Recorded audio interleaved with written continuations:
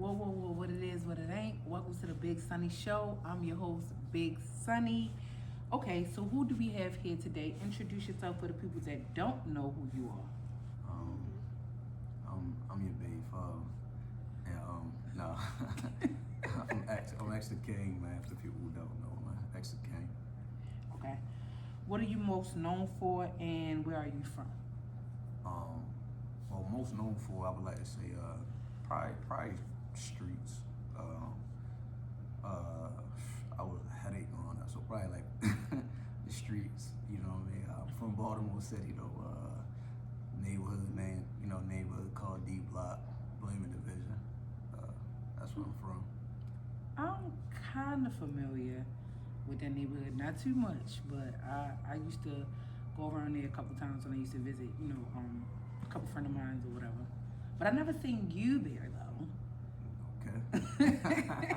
Okay. Okay. Is there anything you want the people to know about you? I'm different. If I could say anything, I'm different. In a world where everybody want to kind of be the same, or everybody want to be seen as something more than what they is, I'm just different. That's the only way I can really say. Like, if it was something I could tell people, I would tell them I'm different. Meaning? Everything. My thought process, how I operate, how I view things, my pursuits of life, everything. Like, I'm just different. Okay, I can dig that. Who was some of your favorite women that you loved? Yeah, in ignorance or like immaturity. Let's do both. All right. So in ignorance, I loved everybody. Like, yeah. In ignorance, whatever felt good, that's what I loved. You know what I mean? In ignorance, everybody. I ain't gonna lie. It's a lot. Not saying it's a lot of women out here that got my name tatted on them. Like, I love a lot of people. Oh wow. For sure. Oh wow. For sure. But immaturity, very few. You know what I mean? Because I had to grow myself to even learn what love was, to actually how to live it, exercise it, and be a participant of it. True. Before then, like I say, love was just about what felt good. So I don't really think I love too many people, in the right ways in immaturity. But in maturity, very few people, very few women. But the ones that I did love, like I say, for sure, they were my great teachers. So few in maturity. And what do you feel like they taught you in maturity? They taught me how to love myself. Okay. I think that's the main thing. I think that the two-headed side of love for me was, the good and the bad. But one thing that normally happens to most people after the bad is that, you got to pick yourself up. You got to fix yourself. You got to get back on the ball. You got to learn, like, where you went wrong. You got to actually rediscover something that you might feel like you lost when you lost somebody. So a lot of times everything normally go back to you, getting back to you. So it's like, I like to believe, like, a lot of women, like, the ones that I love, they taught me, like, me to love myself. Okay. When did you know you loved me?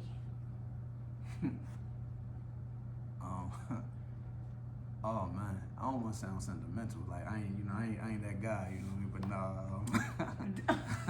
Yeah, Act like you know on this podcast here. Yeah. All right. So, in truthfulness, sometimes people sound cliche when they say, like, when you really find love, like, it find you. You don't really find it. For myself, like, what you should know, at the time when I really discovered that I loved you was more so at the time when I didn't even have no love for myself. Like, I was going through the rough patch of my cousin getting killed, and at that time, like, I was in a crash out mode. Like, I was really trying to just crash out. Like, I didn't even care. Like, I didn't even care to live. And the thought of Cameron to help you be better, or Cameron to really see you be better, it sparked the concept to want to live back within me, because I understood that I had to be here in order to see you grow into what I believed you could grow into. So for me, that to me is when I realized, like, that for me, it's when I realized I loved you, because wholeheartedly, like, I was signed up to ignorance at that place within myself where it was like, you know what, like anybody that's really been thugging us out here that got somebody that they in this shit with, you get to a point where you start learning, like, you know, once a certain event happened, you technically got your excuse to either, you know, be good or be bad. And for me, when my cousin died, I had the excuse. Like, nobody would have looked at me like I was wrong if I would have crashed out. They would have looked at it like, you know what, I understand why bro operating like that. I understand why he got busy, why he got down like that. So it was like, to choose life, to choose to live, to choose to actually want to care and still be a part of life, to me is what told me love. You know, it wasn't something I was looking for, but it showed me, like, you know, I loved you because I was able to put you in front of what I needed or in front of what I cared about in those moments. And in those moments, like I said, I don't think I cared about nothing. So it's like, to even be able to spark a light to show me the love again, that's where I believe, like, that's when I feel like, you know, I knew for myself that I loved you at that point, for real. Yeah, that's I see my, you smiling real hard. that's my truth. So, who are some of the people you looked up to growing up? Oh man, I looked up to all the street niggas, like, for real, like, you know what I mean, like, growing up for me, like, I got a few names, you know what I mean, like, if you from where I'm from, you know, Avenue Dre, that's one of my people that I looked up to, you know what I mean, as far as the hustle, Lunch, you know what I mean, Dante, he go by the name of Lunch. Lunch was like, you know, he's one of the people who I looked up to who really was in the field. You know what I mean? Like, it's only been so much stuff I can say because some of these people still alive. Some of these people still, like, you know what I mean? Like, definitely don't want to put them in a blender. Yeah, I don't want nobody to go re-look at this and start asking no questions about nobody. But, no good guys, man. J Love, you know what I mean? Like I said, people who know J Love, you know, J Love, he took his story, his street story, and, you know, started rapping with it. And, you know what I mean, really just hearing his story and what he really was going through, like watching him switch that lane and talk about real stuff with real substance and real essence, like, that was a lot of hope for a lot of guys that I was from to hear and see somebody do that. It's a lot of guys, like I say, that, you know, even younger guys, you know what I mean? We had some younger guys that I looked up to too that, you know what I mean, had influence or had certain character about themselves that I was like, you know, like, yo, I like how they move and I like how they operate. And so it's a couple good guys, you know what I mean? And when I say good, I ain't talking about just, you know what I mean, good and bad, but just people who was making the struggle look good and figuring out how to survive through it.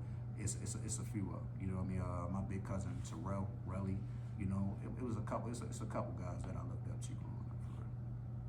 Sure. Okay. What's your favorite movie? I got different genres. Like if it makes sense, I got different like little categories. You know what I mean? If you talk in like let's say if you talking like gangster movies, I say like John Gotti. If you talking like you talking Army, Saving Private Ryan, because everybody got their little joint. You know, if you talking Western, Tombstone. I've never seen that movie before. Yeah, Tombstone my joint. Like I said, you'll get into it. You'll like it if you really watch it. You'll get into it. Okay. You talking comedy, I would say like Superbad. Okay, now I love Superbad. Yeah, I've seen Superbad. I love Superbad. That's one of my good movies. Yeah, I got different like genres of movies, but they some of my tops in different categories. Okay. Yeah. What's your favorite song? I think I'm probably the same. Like I'm probably the same with music too. Though. I'm probably the same with music too. Like it's all about, you know, what you speaking on. You know, if you talking like R&B, I got one of them kind of old souls. I'm a Luther or You know, Luther was across the street, right? Yeah, hell yeah. I ain't got nothing to do with that nigga personal life. I ain't got nothing to do with his personal life. I like this music too. Yeah, but then they told us he was across the street, and I'm like, dang. But I'm still gonna listen to his music though. Man, listen, they say Martin Luther King was cheating on his wife, but he still was an activist. You know, he had like, a dream. Yeah, you know, we ain't push his dream away because he was cheating. I'm a Barry White, you know what I mean? If you talking like rap. Back in the day, I was a Hot Boy fan. For anybody who was a Cash Money fan, I was a Cash Money fan growing up at that time. Definitely was a Cash Money fan. I ain't gonna lie to you. I used to wear my little do-rags wrapped around my head with my long t-shirts, looking dumb. That was But it. I liked them though. They was cool. Yeah, Reeboks and the Bulls. That was it back then. With the baggy fat sack jeans. Yeah. Too big for your legs. 3X size. Yeah, I was Cash Money. Let me see. Nowadays, new music. If we talking street dudes, you know, BCT. Shout out to BCT. I like how BCT hit the same real crazy. Money Jake. Shout out to Money Jake. I like how Money Jake had the flow for a while. He being timeless with it. I like how he moving. You know, it's a lot of dudes. Like I said, when it comes to music, if I'm just talking music, it's a lot of guys I like, you know what I mean, music wise. But if I'm talking like, you know, real people who I done came across or people that I know really living what they talking, it's only a few of them. So I'm real slight in the rap place when it's, you know, about who I like with music. I'm real slight in that place. But for the most part, they would be I leave that in my music category as a man for real. Okay. Okay, I can dig that. Okay. So what do you like most about me, and what do you dislike most about me? I'm gonna brace myself. If I'm so I don't crash out on this here camera. But no, I'm joking. All right, so if we joking, I like that butt, cause that butt fat. So it's like that butt if we joking. Don't listen to him, y'all. Don't listen to him. No, what I like and what I don't like. If I'm talking inwardly, I like your ability, you know what I mean, to fight. You know, I look at life as a battle. You know, I mean, I come from struggle, I come from hard times, so like having the characteristics to be able to go against life in battle and have a person that you know at the sign of danger, or you know, the sign of maybe things are not gonna work out, not just take off, not just feel like, oh yeah, we gonna lose. Like somebody who really like, man, I'm in it. Like we can win, and have that mentality and that energy. Like that's comforting for a man. You know what I mean? Because ultimately, as a man, we don't necessarily get to, you know, cow out even if we want to. Even if we don't think something really gonna make it, sometimes we still gotta go head first. So it's like to have somebody that's just like, I'm behind you. You know what I mean? I'm with you no matter what. You know what I mean? It's like that's golden for me. You know what I mean? What I don't like, probably kind of go hand in hand more or less. Most of your mouth. You know what I mean? Like you crack slick, like to the degree like now that I'm mature, my patience like hella good. But I definitely always got scenarios that I run in my head. Like if I was younger and you was acting like this, how I would go about this. Like You'd have crashed out on me. I definitely would have been on the top bunk. Like yeah, for sure. Not the top I bunk. definitely would have made collect calls with no problem, like for sure. But I believe you, cause listen. I'm not gonna take that from him. I'm not gonna take it from him. yeah, nah. Like I even said that. Like, I'm surprised he not on the top bunk right now, messing with me. I'm not gonna lie to you. Yeah, no, but like I said, that's like a good and a bad thing though. Cause on a flip side of that though, you know, I mean, you ain't the type of person that's not gonna voice what's inside you. So it's like that still help, you know. Even though, like I say, I consider it sometimes like, damn, she just, you know. And I ain't gonna. I'm gonna say how your delivery used to be. I'm gonna say that too. I ain't even gonna say just your mouth, cause you have made hella improvements in your delivery. So it's more or less your delivery. Cause I'm the type of person, like you know this by now. I'm the type of person that I'm okay with anybody's truth. You know, I mean, I can accept any truth. It's just how you come at me or how you say it, how you deliver it. It gotta be in respect. Like it gotta be able to come to me in a way that I can, you know, respect it. Because like I said, your truth is your truth. I ain't gotta like it, but as long as you saying it in a way that's respectful, I'm gonna respect it. So Definitely understand that. also your delivery, yeah, for sure. So how was it being a new father after years of already having kids? Well, I think for me, like I can't speak for other people, but I say for myself, probably because I feel like I never really got the real chance to do like I had different things at different times with my kids, so it's like I don't feel like I ever really got a chance to like have the full experience. So more or less now, I'm more excited about it at this point because I got the discipline that allowed me to actually have the ability to be around. You know, life is more settled for me at this moment, so it's like I can really take the time that I really would have always wanted to take with every one of my kids and be a certain kind of way. Like I have that opportunity to do that now. So even now, so when a baby cry, I got the patience now where I'm just not like, damn, why you just keep crying? Like, shut up. Like, you know, even if I feel like I'm the that, opposite a little bit. I ain't gonna lie to you. even if I feel like that, you know what I mean? I'm more or less like, I'm in a better patience place. So I think, you know what I mean? I'm much better now with it, and I'm more grateful now about it. I have a better understanding of it. So it do something different for me now than it did then. You know what I mean? Not to say like in the love place, like now love was always, it's always love. You know what I mean? So I love all my kids equally. It's just yet, like I say, in this moment, I feel like I get to redeem those missing places that I feel like maybe I missed with my other kids, I guess. Okay.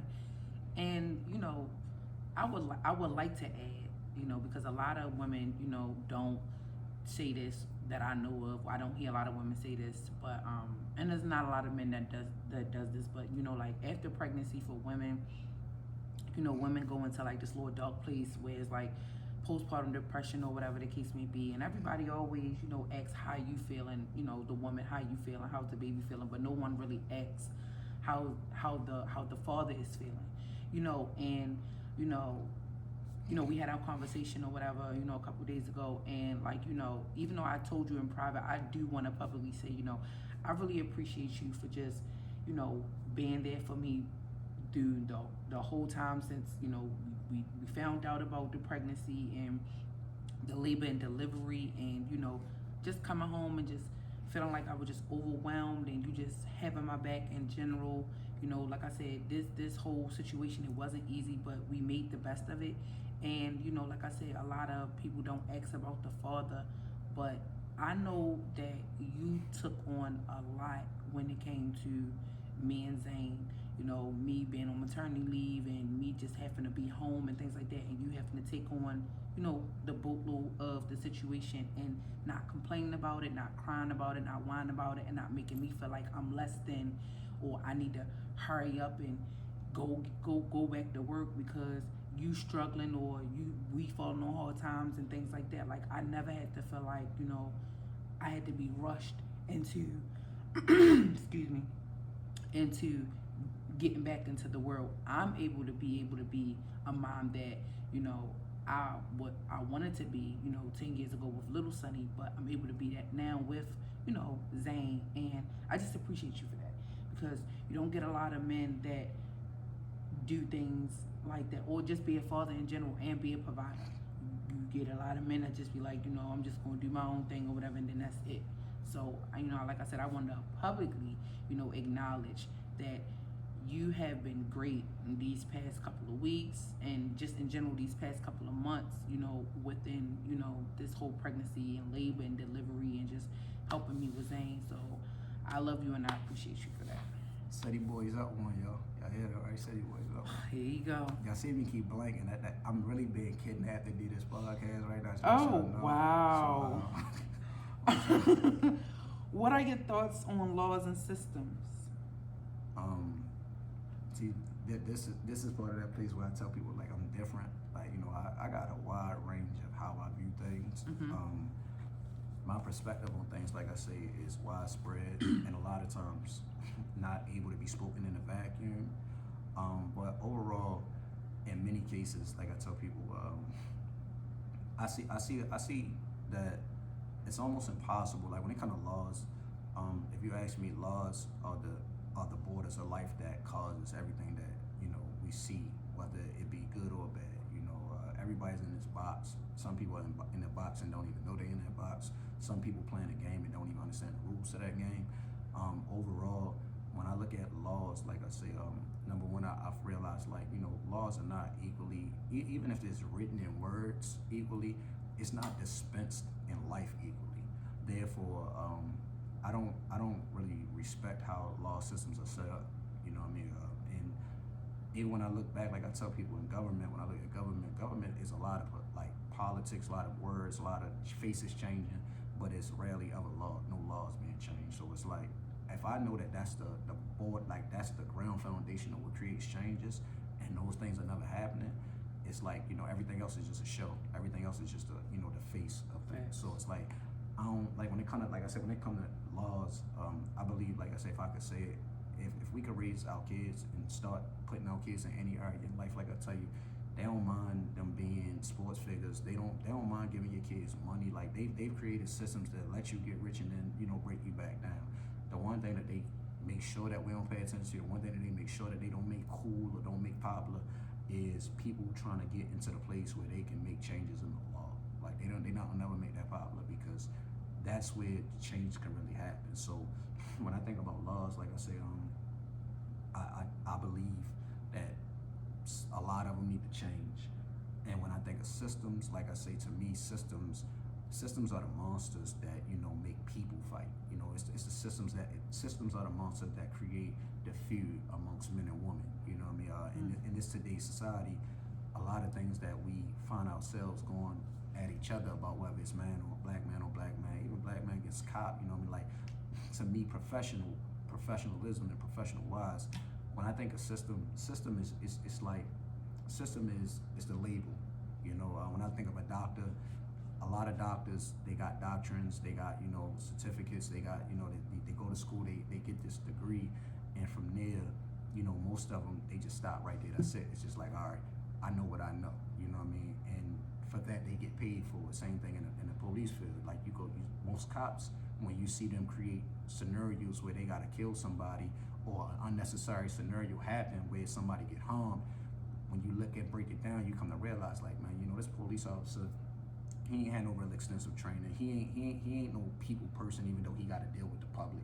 He not, the kind of person that can de-escalate a situation. So it's like, when you look at these kind of people that have these labels, it's like all they can create is chaos. All they can create is dysfunction, because there's nothing that makes them, go beyond the titleship. Everybody's just stuck at the titleship. So it's like, when I look at these systems that only require the titleship of something and don't require the extensiveness of growth and growing within them titles, I look at mostly everything as stagnant. Everybody's just on one level, and it's an ignorance for that, because everyday things are changing and people are growing.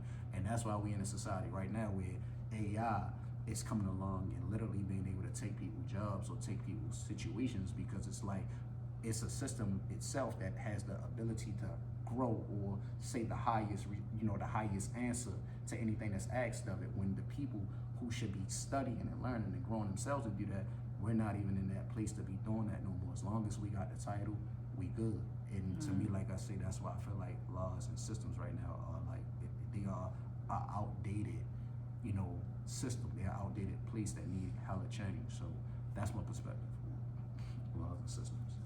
Definitely agree. Like, definitely agree. Okay. So, what would you want your legacy to reflect when your time is up in life, from best to worst case? I'm sorry, from best to worst outcome. Best outcome? I leave a legacy that allowed the people that's coming behind me to be their highest frequency. Like, that's the kind of person I am. That's what I'm about. I'm about growing. Like, I like the concept of growth. I don't believe like if I could have it my way, I would have a goal that everybody that's coming behind me would be reaching as like steps. Like, if I manage to create this level, they create the next level, the next person create the next level, and before you know, when it's all said and done, it does what we would all can look back and proudly say, in a world where we don't really have the real ancestry history that should make sense. I believe that needs to be reestablished amongst the families. If I could look back and say, like, we all work towards a goal, and when it's all said and done, we made each other proud, I would be happy with that as my like highest goal. Anything beneath that would just be that, my kids or the people that I love, can live behind my name, and there's no smud on it, where as though it causes them no harm as far as them growing. Nobody would not want to help them because of something that they dislike about me or something that I didn't do right. And ultimately that they get free choice, meaning that a lot of what they go through is not in ignorance because they didn't know something. So for myself, as long as I can pass down the roads that allow them to take roads that they really want to go on, not ones that they forced to go down, but the ones that they really choose to go down. To me, that would be what I would want my legacy to reflect and look like. highs to lows. Okay. What do you think about loyalty with people? In today's society, I don't really think it's real. Like I don't believe in it. Honestly speaking, You know what's crazy? I don't either though. yeah, I don't believe in it. Crazy. Yeah, nah. And everybody used to always speak on it, back in the day or just in general, period. Everybody speak on loyalty and nobody have it. No, for sure. And that's pretty much like I don't think it's a mandatory thing nowadays that actually signify greatness how it used to. Like back in the day, there were certain words that had to go along with a person's character that actually signified, that they were even considered to be great, good, bad, or something like that. But nowadays, it's like everybody operate out of desperation or need to some degree. So it's like there's like an ignorance of justification for just about anything. And in a society where opinions normally can supersede depending on the value of how people view people. If a person is popular, like it's a dick riding nation. Fuck city, it's a dick riding nation. It's like if everybody thinks it's alright, then people with it. So it's like, if they can justify why they did something fucked up, people look at it from the angle that says, well, I understand it. When it used to be like a status quo, where it's like it wasn't no justification for being a lame. Like if you did something fucked up, you was a fucked up person. If you was like lame, you was a lame. Like like your action, the shit you did made you a lame. And nowadays it's like I don't see that. Like people still openly glorify people who do coward shit, that jump out there who tell you they do coward shit. Like it ain't nothing hitting no more. Like nowadays everything is widely accepted. So I don't, like I say, how do you stick loyalty in a pot like that? Like how can you? Yeah, and that's just how I view it. That's why I don't believe in it. Okay.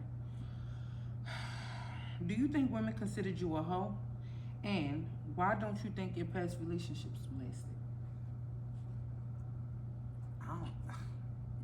I think hell yeah, women thought I was a hoe. You was definitely ran through. Probably wasn't. I probably ran through a bunch of people. I don't think I was. You was ran through. I think I ran through a bunch of people. You was ran through. I know how that equation works. You a CSX train ran through. Listen. So the funny thing is, number one, I cracked who I wanted to crack. That's just number one. People ain't just raise their hand and get picked. Like I cracked who I wanted to crack. That's number one. I hear you. That's number one. Number two, yeah, I think from every perspective, everybody perceive things how they wanted to perceive it. You know what I mean? So I can't say nope. I guess that question is for for the hoes that thought I was a hoe. You know what I mean? I guess that's that truth.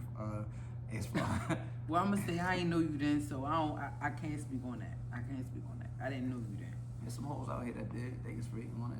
Put the comment. Put it in the comment section. Let me know what you think, so I can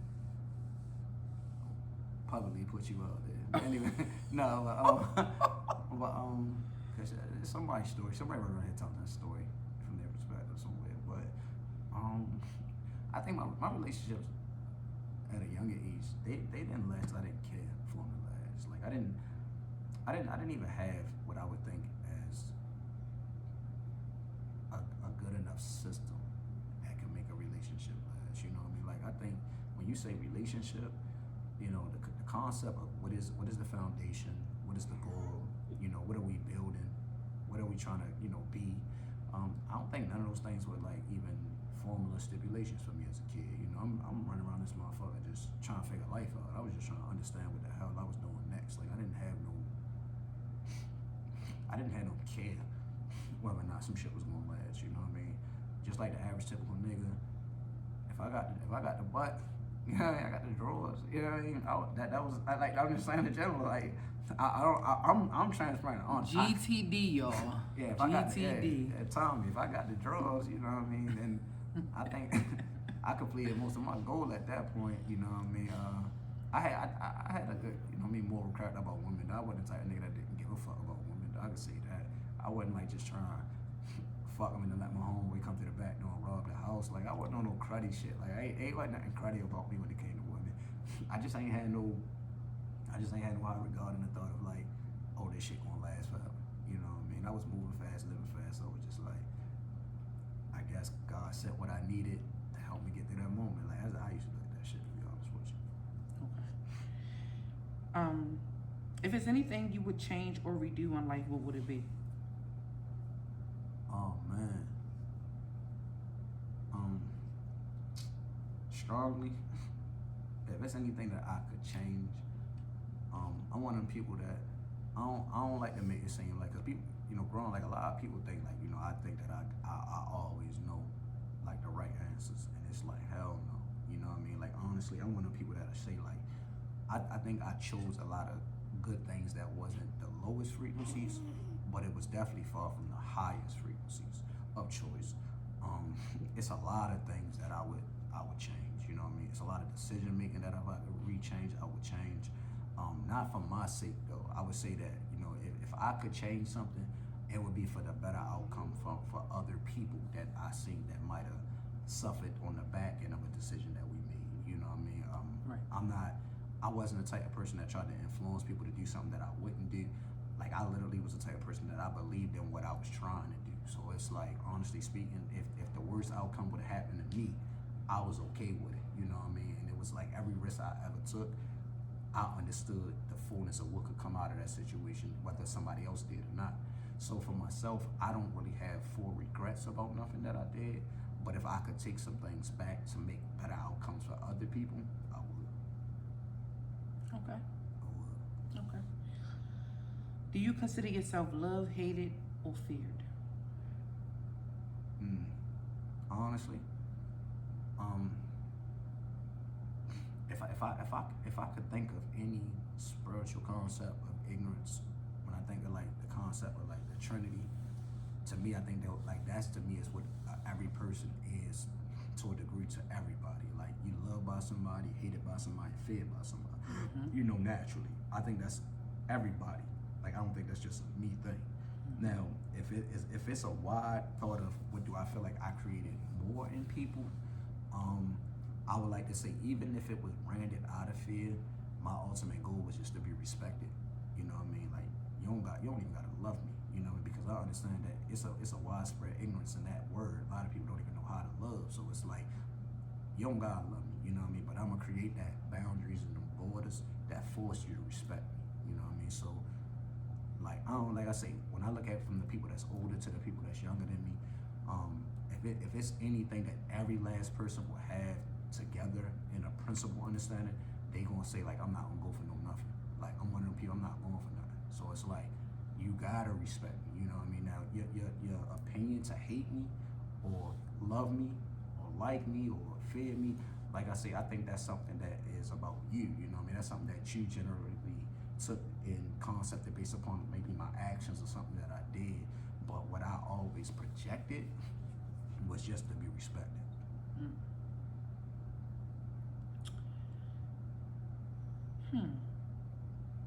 Can women and men be just friends? No.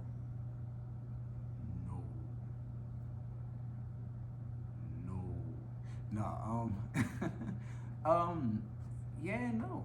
Yeah and no. I'm gonna say Yeah and no? Yeah and no. Yeah. Okay. It's an ignorance to it. So yes and Speak no. it. If both people are really that, if a woman is a woman and a man is a man, by character of maturity, I believe that y'all can control and dictate anything, you know, in the proper manner. So if all you want is for something to just be this, in maturity, it'll only just be that. But if we immature, if we ignorant, if we lack in discipline in certain areas, then no, because we're ultimately by nature got that, hey, I'm attracted to you by this and by that. So if you moved, or like I say, the dude just your friend, and if you walk a certain way and your butt cheeks look a certain kind of way and them past a certain time, he might still want to be your friend that he hit it, but the thought of him hitting it it's gonna click in. So like, I don't know, like I say, by nature, underline, if it's me never telling you what's real, then yeah, we'll always be friends. But if you really like, you know, if I'm gonna underline really keep it a band with you and tell you the truth, a part of me gonna tell you like, look, yo, you know, you can eat me up real quick. We can still be cool. Like I'm just being real with you. Like no, I'm just saying like that's naturally. It ain't too many women that's not feeling like, yo, just lay your head down, let me sit on your face. Like even if she don't want to be with you, like that's what I'm saying. So like naturally, trust me, it inwardly no, but outwardly with maturity, yeah, you could be. That's just my. I can respect that, and I can agree to that. Yeah, I sure. can definitely agree to that. Okay. So, is money the most important thing in life? In some people's, yeah. I feel like money, it has its pros and cons. Okay. I'll say that. I'll say this: for money, it does create systems, and that's what we all need in life is systems. If you don't believe that you need a system, you're not growing in life. Once you grow, you know that in every part of your life you need a system, and money plays a big role in that. Some people will do things out of love, but money is definitely, when they say the root of all evil, evil and positive. So I do agree to money is the most important thing in life. I was like for most people. That's why I just said it like, and I say that because even in the place of happiness, a lot of people happiness is based upon material based things, and you know, even if you just want to build, like I say, majority of the time, money is the tool that's necessary for building. So, in so many cases, I don't think that it's the greatest principle thing in life, but do I think it's the most, you know, moral thing that people think or see as the savior or the thing that they need? I would say yeah. Yeah.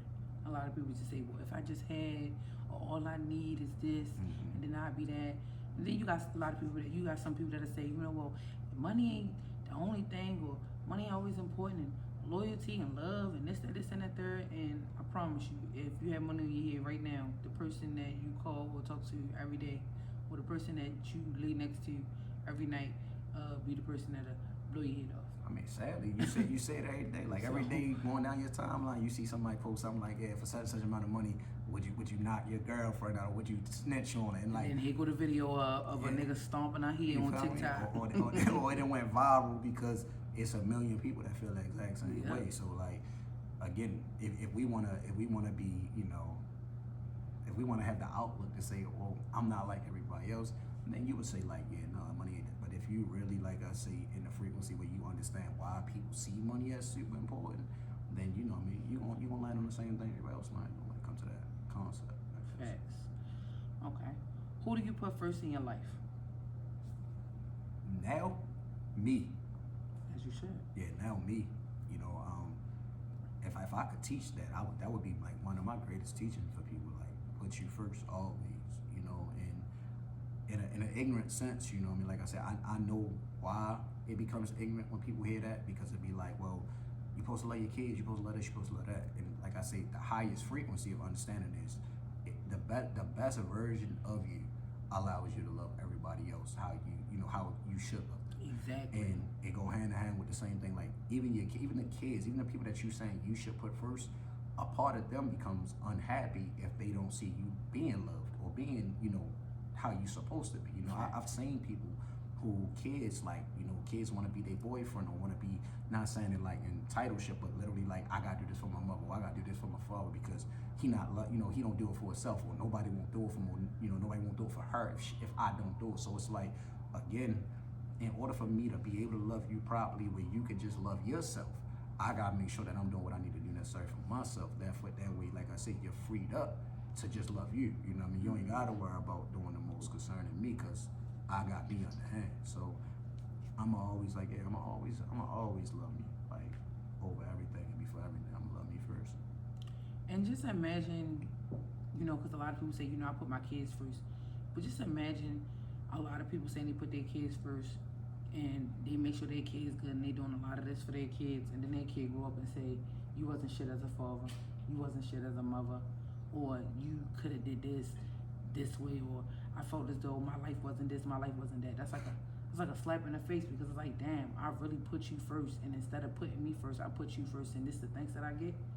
But in some way, shape, or form, everybody or anybody could think you could have done better as a person, as a parent, as a friend, as a girlfriend in relationships, as a daughter, as a son, brother, uncle, aunt, niece, nephew. Everybody could have thought you could have did something more.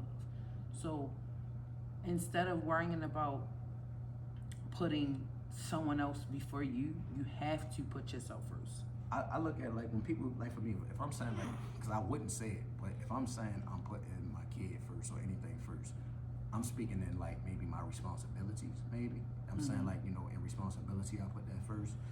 As far as like I say who I put first is gonna always be me, and just like you just said in general sense, no one, it don't matter who it is, no one knows what my divine purpose or what I'm really here on earth for. Like no one has every day all day to be with me, so it's like I know what I hear that nobody don't hear when it's just me. I know what that inner thing in me tell me that I'm supposed to be doing in life. So the thought of like when I hear people who complain about who wasn't there and things of that nature, I always look at everybody as like if you want to make an excuse, you can put the blame on anybody. You know what I mean? And a lot of times when I listen to people who do that, that's what I get from them. It's like it's something that you don't like. That in due time, especially like I say, if it's a kid. Kids are just kids, you know what I mean? Kids have a kid mentality and mindset. They don't have a clue how the whole world operates yet. So their opinion-based, judgments, if you're an adult, shouldn't even really be in your world yet. You know what I mean? You should hear it because they're part of your life, but for it to affect you, it really shouldn't.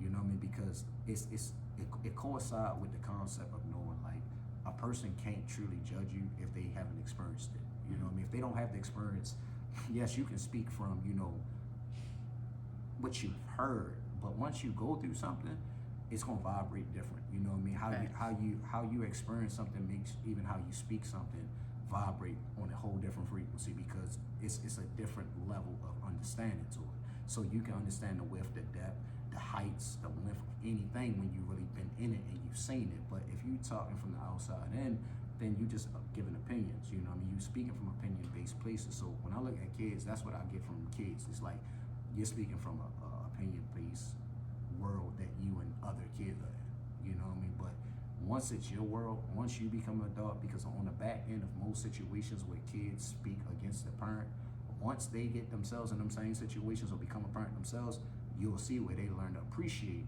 everything that they used to dislike about what they claim they didn't like about the parent. So for me, again, like I say, if you are a parent, and you out here and that's one of your biggest concern, the thought of like, oh, I want to make sure that my kid don't, dislike me or not love me because I was worrying about myself, like I say, don't fear that because like I say, when a kid gets old enough to truly understand the adulthood of love, they're not gonna want to have to put you in an old folks home or a nursing home and you in there by yourself and you don't have somebody who can love you day by day or somebody that's gonna die beside you and live for you. Like a person who love you is gonna want to make sure that at the end of your days you got somebody to go through your days with. So if you spend all your time trying to put everybody else first and you're not thinking or worrying about you, that becomes their suffering on the back end once they become old enough and they want to live their regular life, but they got to keep coming over there to take care of you and doing for you because you don't have what you supposed to have because you wasn't putting you first. So I don't know, like I say, for me, I'm gonna keep me first, like I say, and if it don't work out good, then on the back end I'll share that story too when I'm 70 or 60 and telling y'all like, hey, put the kids first. But as of right now, yeah, I'm keeping me first. As you sure. should. Yeah, for sure. What more do you want out of life? Oh man, building wise, I want to build more. I'm at that age right now where building is important to me. Being able to create, being a creator. Not being at a place where pain has hurt me so much through my struggles that I just want to sit in the comfort place of life and just say like I don't want to do nothing as long as I just got this, I'm good. Like I don't ever want to be that. I want to always be continuously growing. So as of right now, hand in hand, that's why I'm majorly, in partnerships from friends to, anybody that I reach out to. And, I'll say that openly, like if I reach out to you to build, I'm one of them people that can build, So be open to that, Like I understand that a lot of people want everything else because at a time that's where I was at too mentally, but at this age, I just care to continue to build. I want to leave things behind. I want to create things that have my family name on it, things that the people that I love can be proud to say, in all this time we've been here, create something that's going to service other people and provide for our people. Like, I want to create and build. That's where I'm at in this time of my life. Okay. Are you currently building and working on anything now? Yeah, for sure. Slightly, like, you know, I mean, as much as I can say on this podcast, because I do have an autobiography that's, you know, in the making of being, you know, recorded. It's a lot of, you know, topics and subjects that I get into depths with about things that I've really done and things that I've been through. For the most part, be mindful, like I said, even on this podcast, you know, people still alive, so certain things that can't be said, because there's some things, you know, you gotta take the degree. I might make a video, you know, that just speak about what I did once I'm gone and black out people's names, you know what I mean? Once life over, if ever, you know what I mean? But wholeheartedly, yeah, I'm still building, like I say, businesses for the most part as well. You know, I'm in the motion of businesses. Still looking for people to invest in. You know, that's my big thing too. Learning how I say, you know, to see money as the tool that it is and not, you know, the savior that most people think it is. You know what I mean?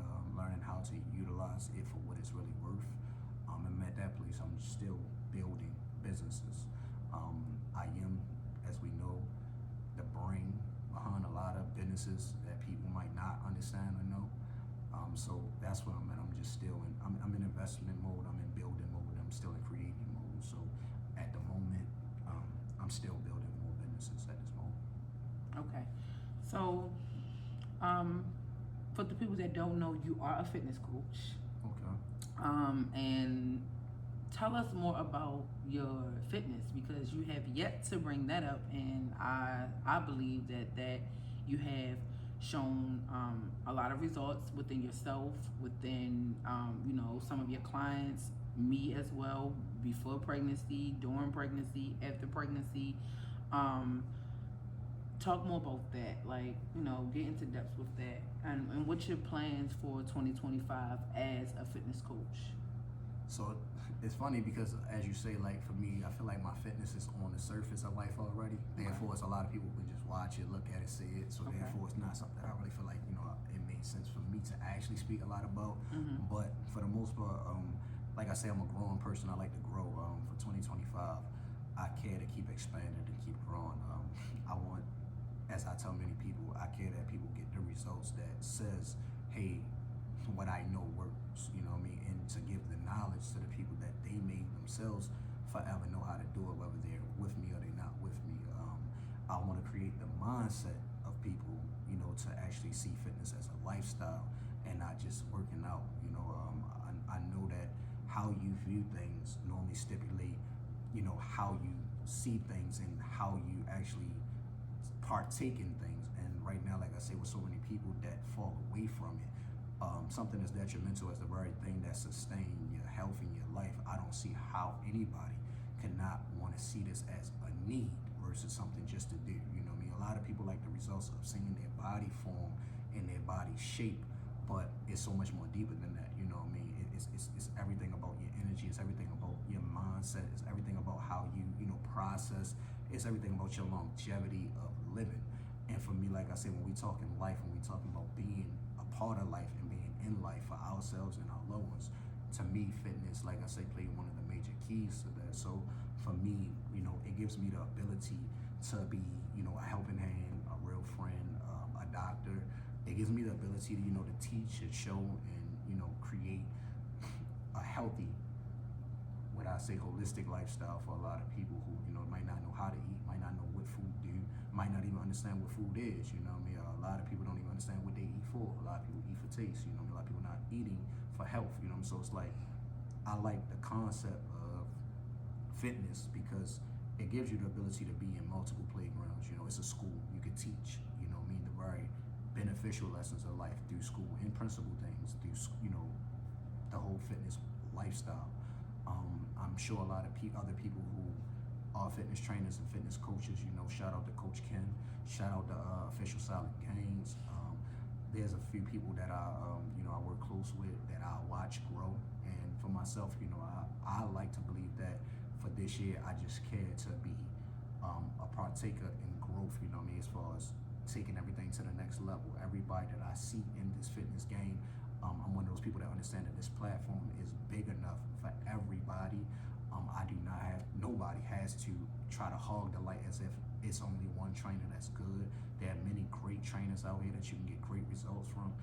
Just like anything else, be mindful that people specialize in different categories when it comes to fitness. Therefore, understand who's for you and who's not for you, and it don't make somebody good or bad if they're not for you. Just understand that, just like in regular school, every teacher had a different curriculum to teach you.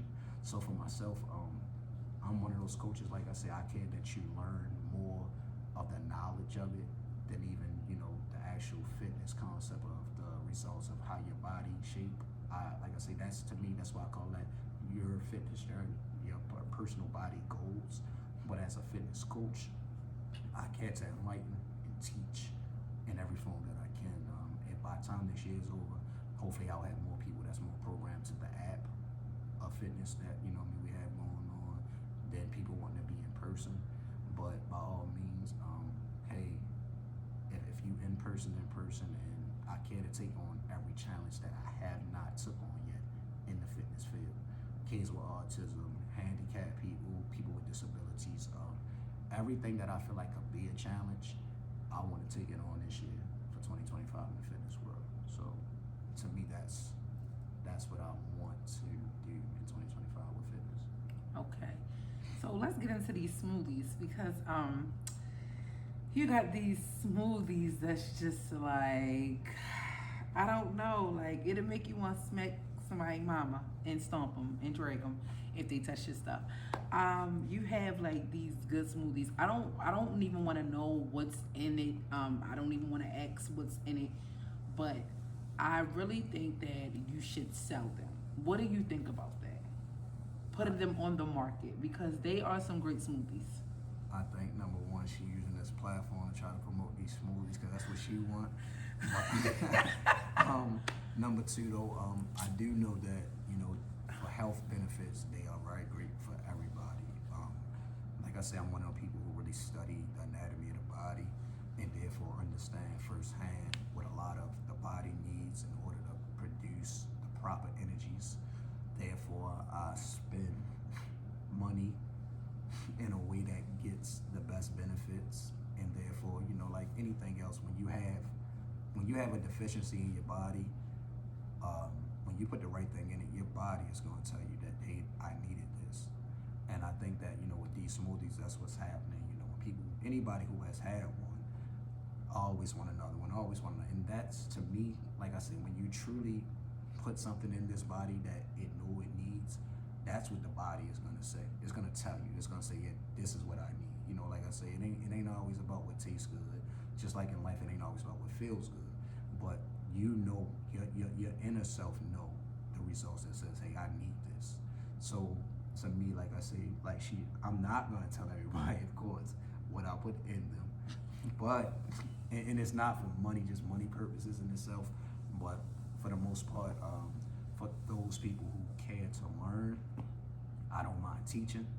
Again, for these people's sake, I am going to eventually start selling them, I guess, for them.